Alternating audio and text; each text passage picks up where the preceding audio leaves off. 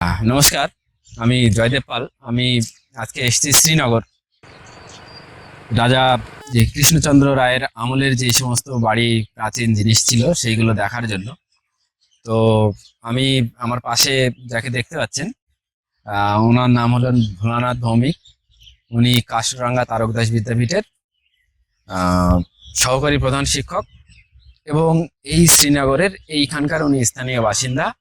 ওনার মুখ থেকেই আমি আজকে জেনে নেব যে এই যে রাজবাড়ি গড়, তার ইতিহাস এবং বর্তমান পরিস্থিতি কিভাবে কি বিবর্তন হলো সেটা আমি জেনে নেব।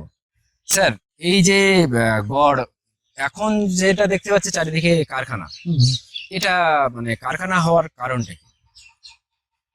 রাজারগড় 1612 সালের পরই এই রাজারগড়ের পত্তন হয় রাজা ভবানন্দ মজুমদারের হাত ধরে।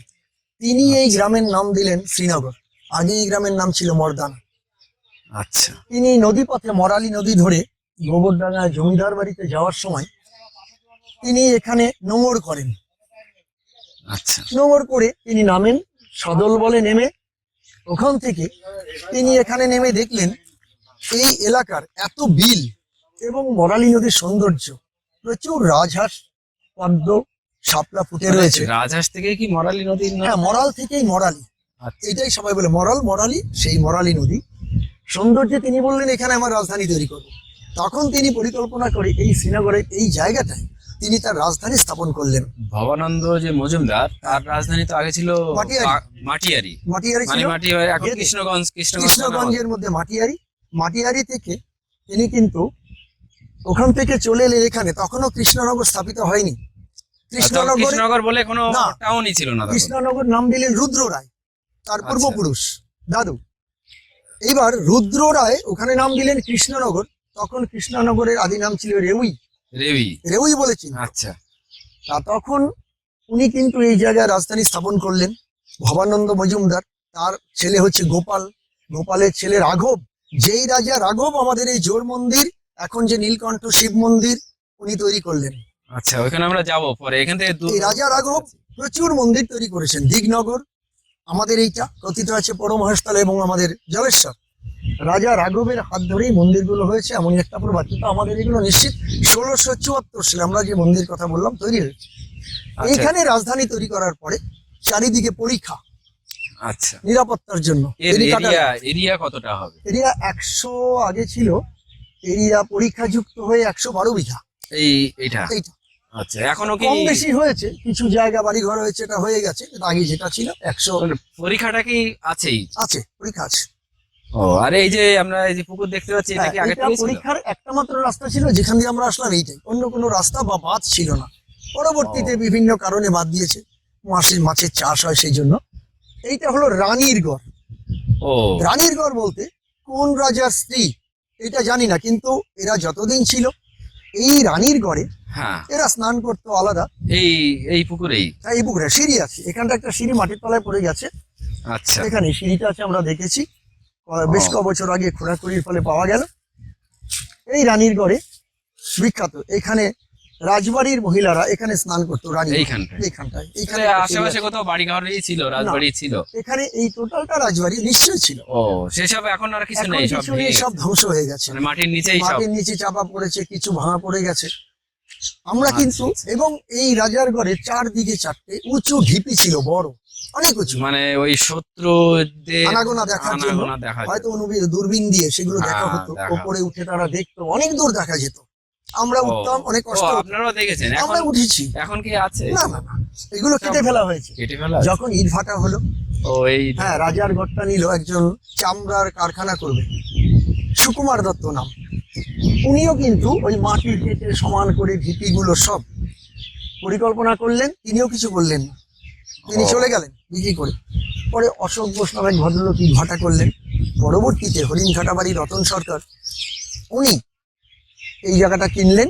কিনে উনি এই চালের মিল বা ইট ভাটা উনি পরিচালনা করছেন এই রাজার ঘরে। কিন্তু রানীর ঘর একদিন আরো সুন্দর ছিল, জঙ্গল ছিল না, ও।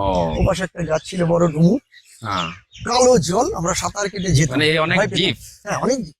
তখনও গভীর ছিল। তারপরে ও। আস্তে আস্তে মাটি চাপা পড়ে কিছুটা নাব্যতা হারিয়েছিল, যেখানে গভীরতা কমেছিল, পরবর্তীতে আবার কাটা হয়েছে। মানে আপনি একমাত্র জানেন এখানে যে আসবে বাইরের থেকে, হুম। সে এসে তো কিছু দেখবে যে কারখানা, হ্যাঁ, ওখানে ইট ভাটা, এই যে কেউ কিছু তো বোঝার উপায় নেই যে এই জায়গাটায় এবং একদিনে মাটি এত খোঁড়ার ফলে এই জায়গায় একটা নিচে ঘর পাওয়া গেল, এই সামনে এই এই হ্যাঁ। মাঠটার। মাঠে মাঠে বড় ঘর। সেই ঘরের মধ্যে মোট কি জ্বালা যাকে বলি, বড় কলসি 3-4টে উদ্ধার হলো, তাই পাওয়া গেল। এবং এটা মনে করছে রাজার আমলের তারা তো ঘি মধু ইত্যাদি রাখতো, হ্যাঁ হ্যাঁ। সেই কারণে। কিন্তু নিচে কেন ঘর, অনেক সময় বলতো বন্দিশালা ছিল কি, কিন্তু সেটার কোনো প্রমাণ পাওয়া যায়নি। ও এইটা আচ্ছা। কিন্তু যেটা লোকে বলে রাজা কৃষ্ণচন্দ্রের ঘর, কৃষ্ণচন্দ্রের না, এটা রাজা ভবানন্দের ঘর। ও দুর্গাদাস ভবানন্দ, মানে ভবানন্দ মজুমদারের আগের নাম ছিল দুর্গাদাস হ্যাঁ সমাদ্দার। হ্যাঁ, সমাদ্দার, দুর্গাদাস সমাদ্দার। ভবানন্দ মজুমদার তিনি 14টা পরগনা লাভ করলেন জাহাঙ্গীরের কাছ থেকে। সম্রাট জাহাঙ্গীর। যেহেতু আমরা জানি যশোরের রাজা প্রতাপাদিত্যকে ধরিয়ে দেওয়া এবং গোপন পথ দেখিয়ে দেওয়া, এটা ভবানন্দ মজুমদার করেছিলেন। তিনি ছিলেন রাজা প্রতাপাদিত্যের দেওয়ান। এর পুরস্কার স্বরূপ মানসিংহ জিতে গেলেন প্রতাপাদিত্যকে বন্দি করে। যাওয়ার পথে তিনি স্ট্রোক হয়ে মারা গেলেন, খাঁচায় বন্দি করে নিয়ে যাওয়া হয়েছিল। পরবর্তীতে জাহাঙ্গীর পুরস্কার স্বরূপ ভবানন্দ মজুমদারকে 14টা পরগনা দান করে। কুষ্টিয়া এখন পড়ে গেছে বাংলাদেশে, বাংলাদেশে ওখানে ওখানে আছে চুয়াডাঙ্গা, মেহেরপুর, সব বাংলাদেশ। মারুপদহ, শ্রীনগর, ও শান্তিপুর, এই যে জায়গাগুলো 14টা একদম সুন্দরবন পর্যন্ত ও রাজা ভবানন্দকে দিলেন, আপনি এর অধীশ্বর। সেই থেকে বংশ পরম্পরায় ওরা কিন্তু এই রাজত্ব করছে। তার অনেক পরে কৃষ্ণনগর রাজবাড়ি হলো। কৃষ্ণনগর রাজবাড়ি কিন্তু একই মডেল, চারিদিকে পরীক্ষা আছে, ওটা শ্রীনগরের অনেক পরে। ও আচ্ছা। 1717 সালের পরে কোনো এক সময়, খুব কাছাকাছি হবে, রাজধানী হিসাবে শ্রীনগরটা পরিত্যক্ত হয়। ওরা সেখান তখন থেকে এর এখানকার অবনতি মানে ধন সম্পদ যা ছিল, ওদের মূর্তি বিভিন্ন রকম সব নিয়ে যায়। পরবর্তীতেও যা কিছু ছিল ওরা নিয়ে গেছে। আর যারা এখানকার ছিল, যে লোক বসতি গুলো ছিল তারা হ্যাঁ, সব তারা আছে এক, আমরা বলি মানে সাহায্য এখনো পরিবারটা, কি প্রাচীন কালের ওই একজনই আছে ওই পরিবারটা।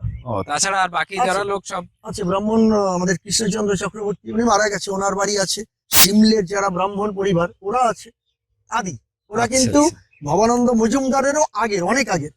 ওদের বসতি 1200 বছরের আগে, ভট্টনারায়ণের বংশ ওরা। আচ্ছা শিমুলিয়া বাজারের যে ব্রাহ্মণরা আছে শিমুলিয়া এলাকার, এবং আমাদের সঙ্গে কিন্তু শিমুলিয়ার একটা মিল আছে। সিমলে শ্রীনগর সবসময় বলে, আলাদা করে বলে না বেশি, বিভিন্ন ঘটনায় বলে সিমলে শ্রীনগর। আমাদের সঙ্গে এদের একটা বিরাট যোগাযোগ ছিল। ও এখানে কি এই- মন্দির ছিল আগে না, এখানে মন্দির ছিল না। ও আমরা কিন্তু যারা যারা আগে আমরা শুনেছি, আমি ক্লাস 8 থেকে এই তত্ত্ব সংগ্রহ করি, যার কাছে যেমন প্রাচীন লোক পাই, তারা কিন্তু কখনো মন্দির দেখেনি। এখানে মন্দির ছিল ও। বাইরে, বাইরে। ও তৈরি করেছিল। ঠিক আছে, তাহলে ওই মন্দির আমরা দেখতে যাবো তো। অবশ্যই। স্যারকে প্রথমে প্রশ্ন করবো, স্যার এই জায়গাটার এই যে আমরা দেখতে পাচ্ছি, এইটা মানে কি? এটা এটা গাজীর দরগা। মানে গাজী? গাজী কালু দুই ভাই, এদের বাড়ি হচ্ছে বৈরাটনগর, এটা আরাবিয়ান কান্ট্রিতে। আচ্ছা আচ্ছা সেখান থেকেই ওরা দুই ভাই বেরিয়ে পড়ে, আচ্ছা। রাজার ছেলে ওরা, ও এরা আরব দেশের লোক ছিল? আচ্ছা, বাঙালি নয়? বাঙালি নয়। আচ্ছা। সেখান থেকে ছোটবেলা থেকেই গাজীর একটা ধর্মপ্রাণ একটা ভাব ছিল। গাজী আচ্ছা। কালু দুজন বেরিয়ে পড়ে, বাদশার ছেলে ওরা। তা সেখান থেকে বেরিয়ে আমাদের দক্ষিণ 24 পরগনায় ওরা ছিল, ও গাজী এবং কালু। পরে গাজী ধীরে ধীরে এদিকে চলে আসে, কালু ওখানে আছে, যে কালু পীর গাজী পীর বলে। হ্যাঁ হ্যাঁ হ্যাঁ নৌকা চালানো, সমুদ্র যাত্রা, হ্যাঁ হ্যাঁ হ্যাঁ হ্যাঁ হ্যাঁ, ওই যে কালু রায়ের যে হ্যাঁ। পুজো করে হ্যাঁ। এখানে বলে।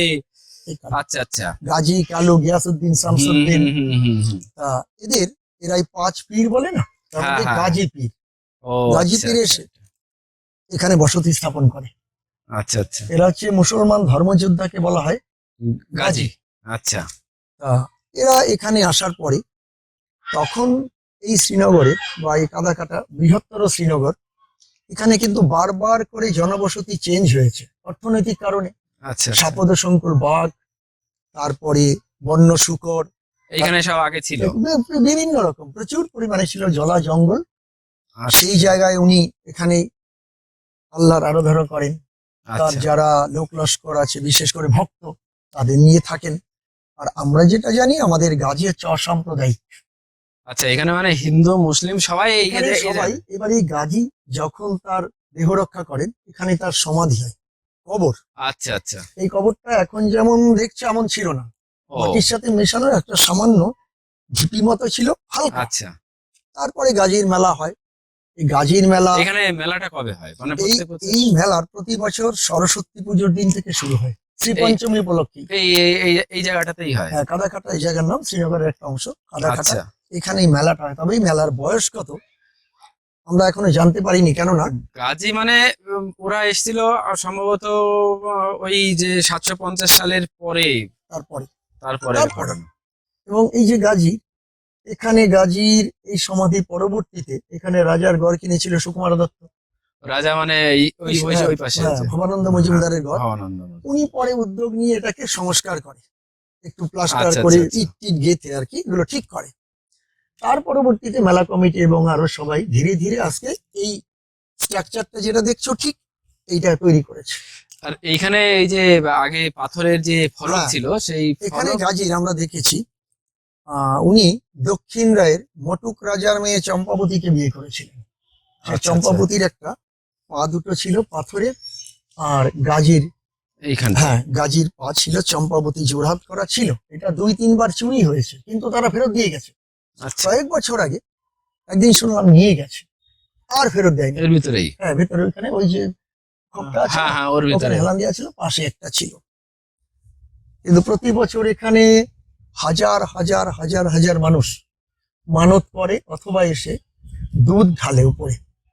আচ্ছা আচ্ছা। দুধ দেওয়ার পরে মোমবাতি জ্বালে, ধূপকাঠি জ্বালে, ওখানে বাতাসারে ঘোড়া কিনে, এখানে প্রচুর ঘোড়া বিক্রি হয়। ও, মাটির ঘোড়া। মাটির ঘোড়া, অনেকে এখন বড় বড় ঘোড়া তৈরি করে দেয়, হ্যাঁ, মানত যাদের ফলে বা হ্যাঁ, এমনি দেয়, মানত করে। হ্যাঁ হ্যাঁ। তা এই ঘোড়া দিয়ে ওরা মানত করে প্রচুর, হাজার হাজার, এখানে হিন্দু মুসলিম যে কোনো ধর্মের লোক নির্বিশেষে। আচ্ছা। কিন্তু আমরা সবাই বলে জাগ্রত, মানত ও। করলে ফলে, আশা পূর্ণ হয়, একটা আমাদের এই যে সংস্কার আছে। এই যে দেখতে পাচ্ছি এখানে গোল করে যে হ্যাঁ। এটা হচ্ছে। হ্যাঁ, এটার আগে এইখানে একটা গাছ ছিল কাঠগোলাপ, বড় মোটা, আমরা দেখেছি অনেক বড়, আর একটা অশোক গাছ ছিল। পরে আচ্ছা। এগুলো অশোক গাছটা ভেঙে পড়ে, পরে এখানে স্থানীয় একজন ব্যক্তি এই গাছটা লাগায়, এই যে অশোক ও, চারাটা, এই গাছটা। লাগায়। হ্যাঁ, কিন্তু আর এই এই যে তেঁতুল গাছের বয়স, এই যে তেঁতুল গাছ। এখানকার যিনি ছিলেন নূরবক্স সাহাজি, আমি যখন 9-10-এ পড়ি তখনই ওনার বয়স প্রায় 90। আচ্ছা। তিনিও, তার বাবা, তিনিও বলতে পারেন যে এই গাছের বয়স। বয়স কত, মানে একই রকম আমরা দেখছি, উনিও একই রকম দেখেছেন। ও, আর মেলাটা যে শুরু হয়েছে কবে, এটা উনিও বলতে পারেননি, ওনার বাবাও বলতে পারেননি। আমরা অনেক আগে, অনেক আগে। 180-90 বছর আগের হবে। কিন্তু তখন তো পরিবেশ এমন ছিল না। আমরা শুনেছি বিভিন্ন জায়গা থেকে, দূর দূরান্ত থেকে গরুর গাড়িতে করে সারিবদ্ধভাবে লোক আসতো। দিনের বেলায় মেলাটা হতো, ও সন্ধ্যের মধ্যে সবাই বাড়ি ফিরে যেত। আচ্ছা স্যার, ওই যে ওইখানে একটা ঢিপি। হ্যাঁ, ঢিপি এটা দেখা যাচ্ছে। একটা কিংবদন্তি আছে, যেটা নূরবক্স সাহাজি আমাকে বললেন। আয়ান কুলুর ভিটা, আয়ান কুলু বলে একজন ছিল, একজন মানুষ। আচ্ছা। কেউ বলছে না গাজীর এখানে বাড়ি ছিল, কেউ বলছে গাজীর উপাসনাস্থল ছিল।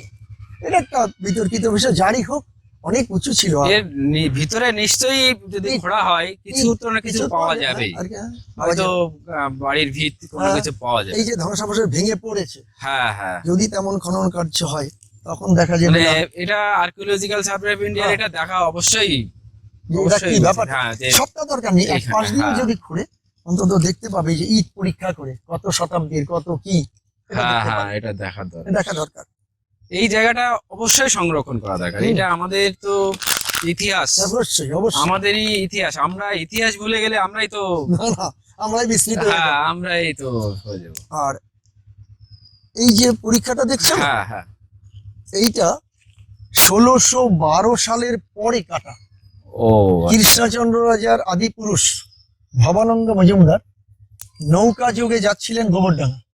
আচ্ছা। মরালি নদী, যেটা পায়রাডাঙ্গা এবং চাকদার মাঝখান থেকে, গঙ্গা থেকে উৎপত্তি, ঘোড়াচাঁদতলা সূত্র হয়ে এটা আমাদের সাতশলাকি বিল বলে, নেউলে, নেউলে হয়ে হরিয়াখির মধ্যে দিয়ে হিংনারা সুজিতদের বাড়ির পাশ দিয়ে সোজা বেরিয়ে যায় হসপিটাল পার হয়ে। তখন কিন্তু আচ্ছা। হসপিটালটা, ওই ল্যান্ডটা নদীর গর্ভে ছিল। প্রাকৃতিক বিপর্যয়ে ল্যান্ড উপরে উঠে যায়, ওটা দহ হয়ে আচ্ছা যায়। আচ্ছা আচ্ছা ওইটা ওখান থেকে গাবিল দবিল নাম নিয়ে হাতিবাদা বিল, কনকপুরের শাপলা বিল, পাল্লার উপর দিয়ে জানিপুর ওখানে, তার মধ্যে দিয়ে ওটা 19 নম্বর মানে রেল গেট, বনগা হ্যাঁ। চাঁদপাড়ার মাঝে হ্যাঁ বিরাট একটা রেল গেট আছে, হ্যাঁ রেল হ্যাঁ হ্যাঁ ওখানে, ওইখানে ওইটা হচ্ছে মরালিন্দি আচ্ছা দিয়ে ওটা ডুমুর দহ নাম, ডুমার বাউর বলে, আচ্ছা ডুমুর দহ যেটা ওইটা আমাদের মরালি, ওইটা হ্যাঁ। গিয়ে ইছামতিতে পড়েছে। ও মানে গঙ্গা থেকে উৎপত্তি গঙ্গা থেকে উৎপত্তি হয়ে ইছামতি হ্যাঁ, গিয়ে হ্যাঁ, শেষ হচ্ছে। শেষ হয়েছে।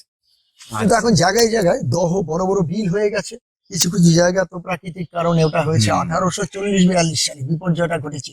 আচ্ছা আচ্ছা স্যার, এই জায়গাটায় আসতে গেলে মানে হুম। ঠিকানাটা মানে কিভাবে মানুষ আসবে? আসবে, এটা প্রথম হচ্ছে চাকদা বনগা রুটে বেলে বাজার নেমে বা শ্রীনগর নেমে হ্যাঁ পাকা রাস্তায় একবারে ওটা বলতে হবে, হয় শহীদ বেদি বলবে, নতুবা বেলতলা বলবে, রাজারগড়, ওখানে আচ্ছা। নামলেই সোজা এখানে আসতে পারে, এটা গাজীতলা, গাজীতলা গাজীর মেলায় যাবে। গাজীর মেলা। হুম।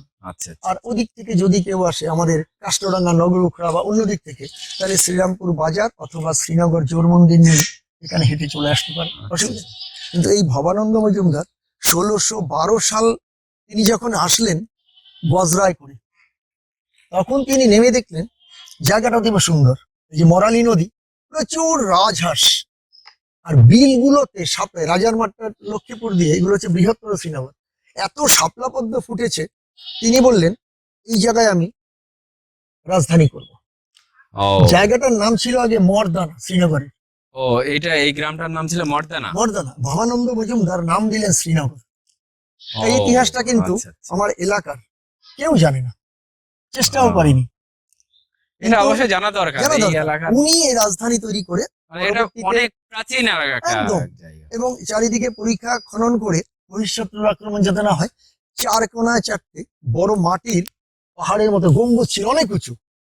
চলুন স্যার ওইখানে তাহলে এইখানে আমাদের ওইখানে দেখতে দেখবো। যেতে হয়। পরবর্তীতে এই বাঁধগুলো দিয়েছে ওরা ব্যবসার খাতিরে, মানে মাছ চাষ ও করে বা মাছ কিছু, চাষ করছে। হ্যাঁ, সুবিধার জন্য। কিন্তু এইটা তখনকার, অনেকে বলে কৃষ্ণচন্দ্র রাজার গণ, না, কৃষ্ণচন্দ্র রাজা 1727 সালে সিংহাসনে বসে, 28, আর এইটা শ্রীনগর রাজধানী হিসাবে 1717-র আশেপাশে এক সময় পরিত্যক্ত হয়।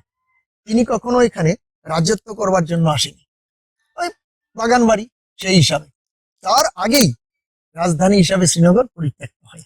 ঠিক আছে স্যার, চলুন চলুন আমরা এবং গড় দেখে আসি এখানকার এই যে রাজার। মেলা, হ্যাঁ এই মেলাটা দারুণ জমজমাট। আগে একদিন হতো, আচ্ছা, এখন একবার অনেক- বৃষ্টি হলো, বৃষ্টির কারণে 2 দিন করলো, এখন 7 দিন হয়। এইখানে হ্যাঁ, প্রচুর নিয়ম শৃঙ্খলা আচ্ছা, আচ্ছা। দারুণ ভাবে রক্ষা করা হয়, এবং লোক সমাগম, লক্ষাধিক লোকের সমাগম হয়, এলাকার চারদিকে দূর দূরান্ত থেকে লোক আসে। মানে এই যে বেলে যে বাজার, হ্যাঁ। বেলে বাজার থেকে এটা কত দূর? 5 কিলোমিটার। 5 কিলোমিটার। আচ্ছা আচ্ছা, মানে চাকদা থেকে আগে বেলে বাজারে আসতে হয়, হ্যাঁ। তারপরে এখানে। এবং কেউ আবার সিলিন্ডার নেমে দরপুর দিয়েও ঢুকে পড়ে, এখন তো রাস্তা অনেক হয়েছে, হ্যাঁ। পাকা হয়ে গেছে, রাস্তা আসতে পারে। ঠিক আছে এইটা হচ্ছে মূল রাস্তাটা। ঠিক আছে স্যার, চলো আমরা এই যে মন্দিরটা দেখতে পাচ্ছি, এই মন্দিরটা তো দেখে মনে হচ্ছে 8 চালা মন্দির। হ্যাঁ, 8 চালা মন্দির, 4 আর 4, 8 চালা মন্দির। মানে এটা কি এর গাঁথনি, ইটের গাঁথনি? এটাই গাঁথনি, ও, চুন সুরকি আচ্ছা আচ্ছা, তখনকার মানে যেমন এই হতো। মন্দিরটা কত সালের পুরনো? 354 বছর। 354 বছরের, মানে এটা মন্দিরটা- প্রতিষ্ঠাতা হলেন রাজা রাঘব। রাজা রাঘব। আচ্ছা রাজা রাঘব প্রতিষ্ঠা করেছিলেন আমাদের ওই জোর মন্দির। হ্যাঁ দেখে এলাম ওই জোর মন্দির, 2টো মন্দির পাশাপাশি ছিল, আর এই একটা মন্দির তৈরি করেছিলেন, কিন্তু মন্দিরগুলো যখন প্রায় ভেঙে পড়ে, হ্যাঁ তখন এখানে 1371 সন বাংলা, এই শ্রীনগরের যে রূপকার, যিনি শ্রীনগরটাকে জঙ্গল কেটে বাঘ মেরে, সাপ মেরে নতুন করে জনপদ তৈরি করলেন, তার নাম হচ্ছে শ্রদ্ধেয় স্বর্গীয় কানাইলাল দাসরায়, ও যার স্মৃতিফলকটা আমরা এখানে দেখতে পাচ্ছি। হ্যাঁ ওনার ছেলেই কাবুল দাসরায়, কনজ দাসরায়, উনি এখানে বসিয়ে রেখেছেন সুন্দর দেখার জন্য, যদিও আবছা হয়ে গেছে। উনি হ্যাঁ। স্বাধীনতা সংগ্রামী ছিলেন, উনি স্বাধীনতা সংগ্রামী ছিলেন। তা ওনার বোন উষারানী দেবী, উনি মন্দিরটাকে সংস্কার করলেন, কিন্তু ও। ত্রিশূলটা সেই 354 বছর আগের, আচ্ছা আচ্ছা। 1674 সালে এই মন্দির তৈরি হয়। ও, রাজা এই রাঘব যে- তৈরি করেছেন। এই যে মন্দিরের 8 চালা এখানে যে মন্দির। এই পাশটা দেখে তো একদম সমান, এখন তো প্লাস্টার, হ্যাঁ, এতে এখন plaster। মাটি নেই, ইয়ে নেই, ইট নেই, না। ইট ভিতরে আছে, এর ভিতরে আছে, উপরে প্লাস্টার সংস্কার হ্যাঁ, করার জন্য। সংস্কার করা হয়েছে। আচ্ছা আচ্ছা। আর এই যে সামনে এই দিকটা কি, এই যে কারুকার্য ছিল, হ্যাঁ, এটা কি মাটিরই ছিল? এই যে পদ্ম ফুল দেওয়া আছে। এইগুলো হয়তো সেই সময় আমরা তো এটা দেখিনি, তবে এগুলো পরবর্তীতে বসানো। ও, যখন হ্যাঁ, সংস্কার করেছে। এগুলো কিন্তু এই যে আমরা দেখছি টেরাকোটার কাজ হ্যাঁ, হয় না, হ্যাঁ, হ্যাঁ, এর হ্যাঁ। মধ্যে ছিল। ছিল এইখানটা, এই এগুলো প্যানেল, ছিল। এই যে প্যানেল হ্যাঁ, গুলো। প্যানেলগুলো ওইভাবেই করা, ও, এগুলো ছিল এক সময়। একটা মনে হয় ওই উপরে আছে, উপরে আছে, থাকতে পারে। উপরে ওইটা একটা। একটা, সেটা না, ওটাও না, ওটা ওটাও না, পরবর্তীকালে। পরবর্তীকালে। পরবর্তীকালে দেখেছি। ও, আটচালা মন্দির, আচ্ছা। সবই আটচালা। আটচালা মন্দির। দেখ, একটা তো এখানে টিকে আছে হ্যাঁ, সংস্কার করার পরে। সংস্কার করা হয়েছে। যদি না ঠিক, না মানে না সংস্কার করতো তাহলে না, থাকতো না। থাকতো না কিছুই। আর তার চেষ্টা পাশেই থাকতো। যেটা আমরা দেখছি হ্যাঁ, সিদ্ধেশ্বরী মন্দির, হ্যাঁ, এই সিদ্ধেশ্বরী কালী মন্দির, এইটা প্রতিষ্ঠাতা হচ্ছে ভবানন্দ মজুমদার। এইটা হ্যাঁ, কিন্তু দেখে তো মনে হচ্ছে যে অল্প না, দিনের। এইটা নতুন সংস্কার করা হয়েছে। ও, এখানে একটা রয়না গাছ ছিল, আমার আগের আগের আগের যারা, ওই হ্যাঁ। রয়না গাছ একটা বড় হয়, ভেঙে পড়ে আবার হয়, মানে আসল গাছ কোনটা বলা যাবে না। একটা এই রয়না যে। গাছ ছিল পেছনে। ও, গোড়াটা আছে। এই হ্যাঁ, সিদ্ধেশ্বরী কালী মন্দির ভবানন্দ মজুমদারের মজুমদারের। তৈরি, এবং আচ্ছা। উনি এটা প্রথম তৈরি করে আর কি, ভবানন্দ মজুমদার। এখানে এক সময় মন্দির তো ভেঙে চুরে পড়ে গেছিল, আমরা হ্যাঁ। শুনেছি যেটা সুবলচন্দ্র চক্রবর্তী স্বর্গীয়, উনি বলে গেছেন এখানে এক সময় কাঠের পাটাতন একটা ইয়ে ছিল, চালা ছিল মন্দিরের, কাঠের। আচ্ছা, সেটাও ভেঙে গেল পরবর্তীকালে। এটা সংস্কার করেছেন আমাদের গ্রামেরই একজন বয়স্ক ব্যক্তি, নিমাই কৃষ্ণ বসু। তিনি এই এই সিদ্ধেশ্বরী মন্দিরটা তৈরি করলেন, সংস্কার। আমরা এখন যে মন্দিরের সামনে দাঁড়িয়ে আছি একদম পুরো ভগ্নপ্রায় একটা অনেক পুরনো ইটের একটা স্তূপের মতন মনে হচ্ছে, কিন্তু একসময় যেটা একটা সমৃদ্ধ দেবালয় ছিল তার প্রমাণ এখানে দেখলেই দেখা যাবে। আমি যে স্যারের সঙ্গে এত সময় ছিলাম সেই স্যারের কাছ থেকেই আমি জেনে নেব। স্যার, এই যে মন্দিরটা, এটা কি মন্দির ছিল? শিব মন্দির। শিব মন্দির ছিল, মানে এই মন্দিরটা এইরকম অবস্থা কেন? এই মন্দিরের বয়স 354 বছর। 354 বছর। 1674 সালে রাজা রাঘব এখানে মন্দির তৈরি করেন, জোর মন্দির। আরেকটা মন্দির ছিল ও পাশে। এই পাশে? হ্যাঁ, আমি ওটা মন্দিরটা দেখিনি, তবে ইটের পাজা ছিল, স্তূপ। পরবর্তীকালে জনবসতি গড়ে উঠেছে এখানে। এই মন্দিরটাই ছিল। আমি পেছনের দুটো দেওয়াল পর্যন্ত দেখেছি, ভেঙে পড়েছে, এটা দেখেছি। এতদিনের মন্দির সংরক্ষণের অভাব, আমি চেষ্টা করেছিলাম আনন্দবাজারে ফটো তুলে কিছু করবার জন্য, কিন্তু পেরে উঠিনি। রাজা রাঘব 1674 সালে নীলকণ্ঠ যে মন্দিরটা দেখে এলাম, ওটা হ্যাঁ। এই জোর মন্দির।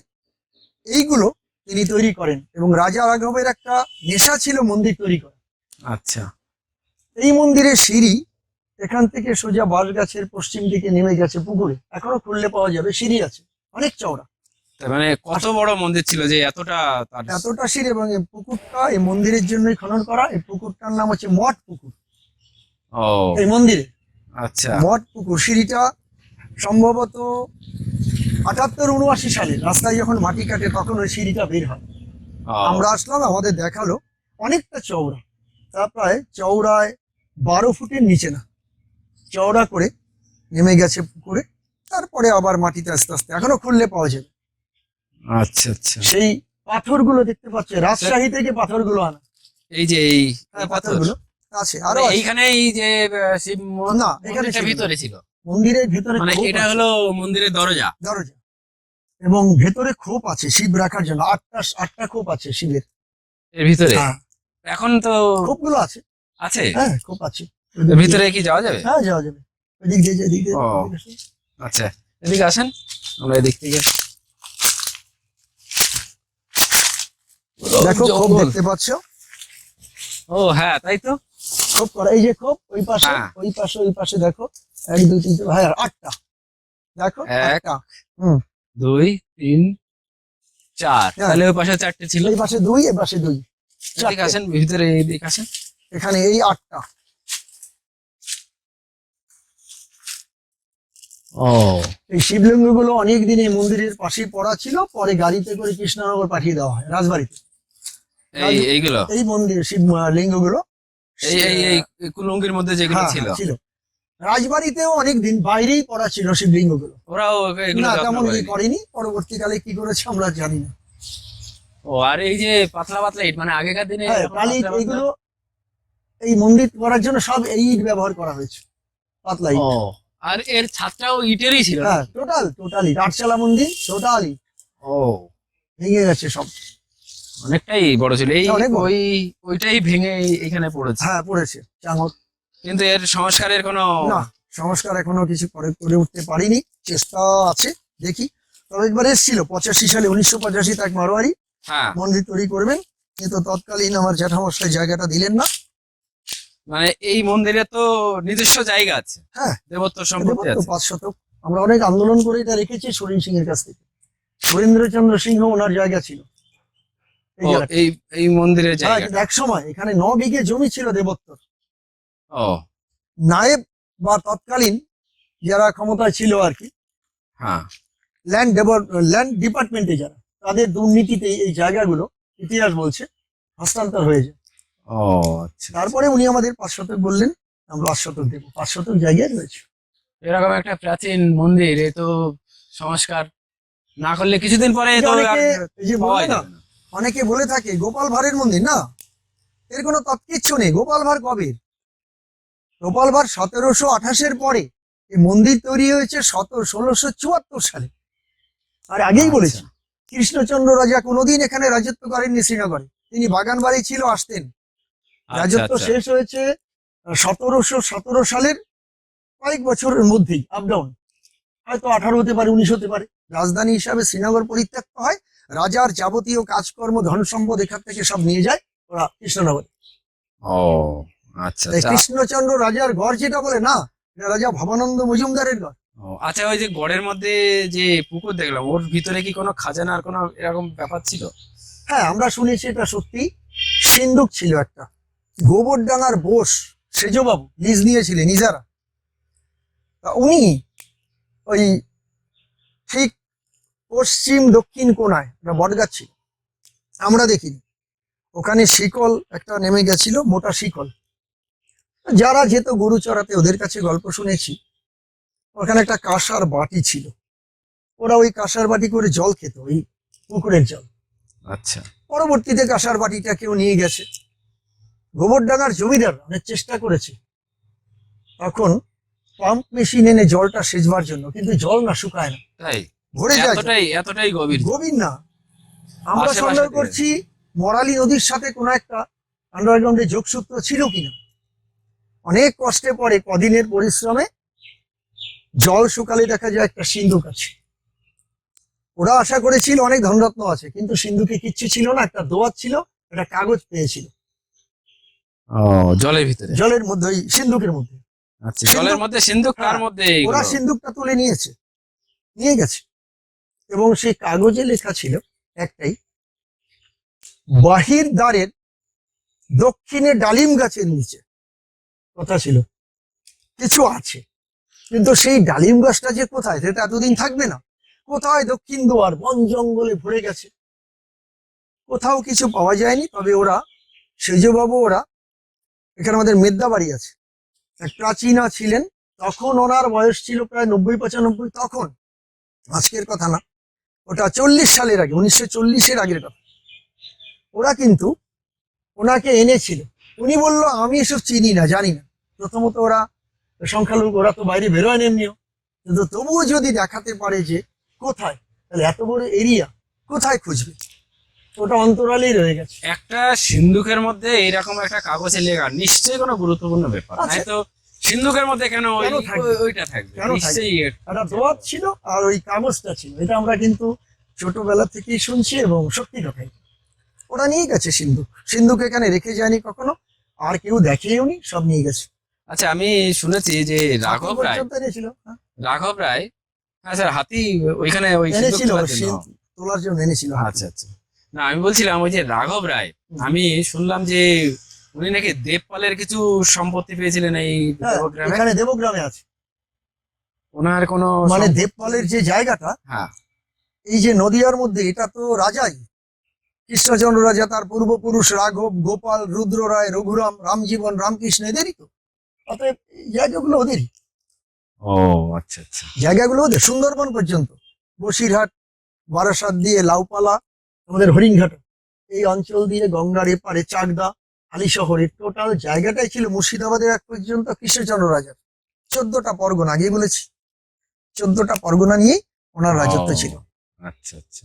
এই গোবরডাঙ্গার আগে। তাহলে আমাদের পরবর্তী ওইটা আমাদের দেখতে হবে, যে দেবপালের যে এটা রোজ, ওইটাই। ঠিক আছে তাহলে। নমস্কার। স্যারকে অনেক ধন্যবাদ। ধন্যবাদ। যে এত কিছু আমরা জানতাম না।